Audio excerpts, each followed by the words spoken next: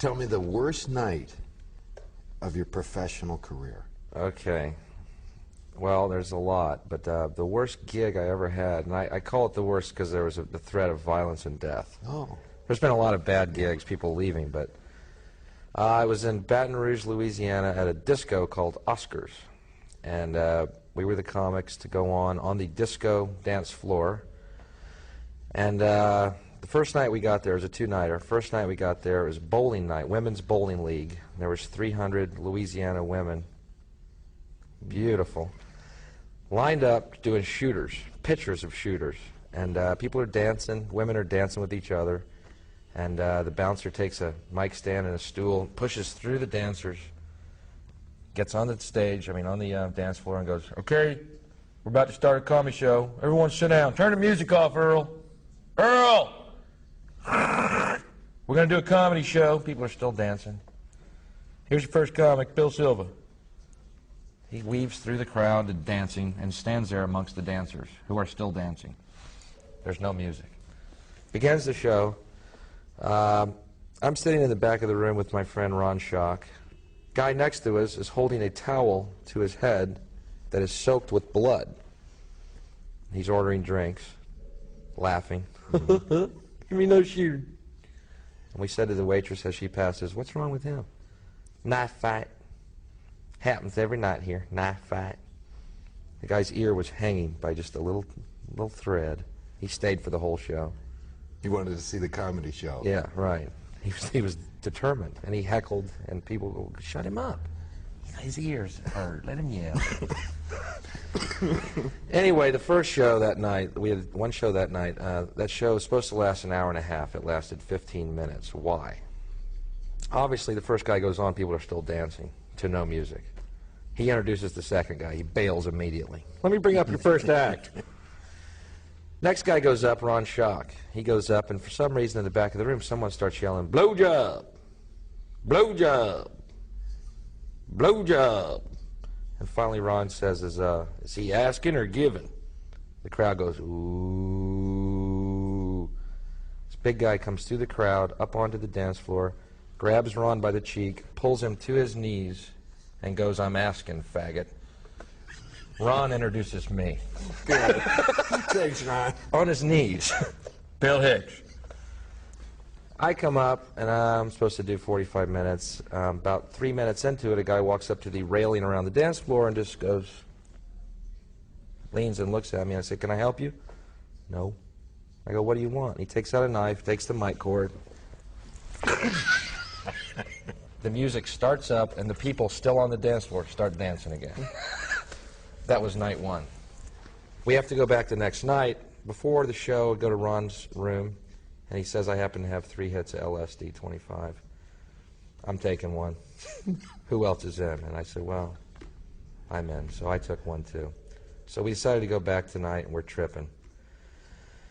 And Bill Silva goes on stage, first guy up. There's less people there. All of them had been there the night before. So he had to change his material. Right, that whole minute that he did. He goes on, and for some reason, within a minute, there's an altercation with someone at the bar. And he goes, Bill Silva said, "What are you going to do, shoot me?" The guy said, "I might." And he raises up his pant leg, and in his boot, there's a pistol. And me and Ron are tripping, going, "They're armed. They're armed." Waitress is walking by, she hears us, she goes, "Don't worry if anything happens." Raises up her shirt, there's a 22 in her skirt. They're all armed. And we went up, tripping, and sweat pouring off our faces. People were hurling bottles at us. Real bottles, not even beer bottles. I'm talking the whole tequila bottle with that little metal thing, that pourer. They were using that to fling it. A lot of vibrancy. And I go on stage, and again, I'm supposed to be 45, and the whole show lasted about 22 minutes. And all I see in the back is the door open, and Ron and Bill silhouetted in the doorway to the parking lot with the check, waving it, going, "Come on, come on." And bottles are hitting the stage. And I ran through the audience, out into the parking lot. The audience chased us. They're throwing bottles. The owner throwing chairs at us. We go out, and we have locked the keys in our cars. Could anybody help us? Anybody got a coat hanger? So we just stand there going, those bottles are hitting around us. And finally, we just broke our own window, and we took off. How many years ago was that? That was about 6 years ago. Oh, you're a rough crowd. Rough crowd. Rough crowd. I've been back every year, and they like me now. That was the worst gig I've ever done. Because there was the actual threat of being killed, really, and they would have not thought, I mean, it would have been part of the festivities. And then we danced. Remember when Tommy threw up and then we killed that guy? And then Earl couldn't find his hat. This is great, reliving this fucking life. Like that.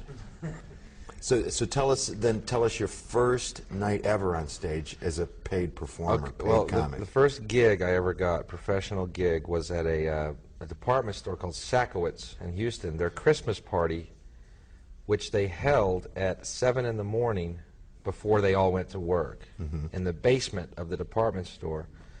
And they told me to get there at 6:30. You know, make sure, you know, just make sure we know you're there. So this is my first paying gig, and I think, well, cool, I'm making, you know, good money to get up, whatever. I get over there, and there's a huge buffet of, you know, the powdered eggs and the bacon, and everything started really late. I got there at 6:30 because I was professional, and they were starting late, and the ventriloquist hadn't showed yet, or she had showed, and her dummies hadn't showed. They'd actually lost their dummies in the mail. I mean, in the airport. And she was just frantic. She'd lost her act, you know. Right. They said, we're going to send it over as soon as possible. But the guy who put it on said, look, we're running out of time. We got to open the store. While people are eating, could y'all just do your act, you know, somewhere in the line of the buffet? So but since I was starting new, the ventriloquist was real, you know, had been doing it for a few years. Right. She got to be up next to the ham and eggs, and I was next to juice and muffins. And I stood there while people were 6:30 in the morning getting food. Hello. I did my act. What was the first thing out of your mouth? Can you remember what you did? You're up at the juice. How did you start? I have no idea how I started. I'm sure I'm sure I ended up, they thought I was just some mic'd waiter. Right. You know, the first person asking me, you know, the weirdest heckles. Do they have any pineapple juice? I don't know. So I started helping out and fed everyone and left. That was my first gig. Between the juice and the muffins.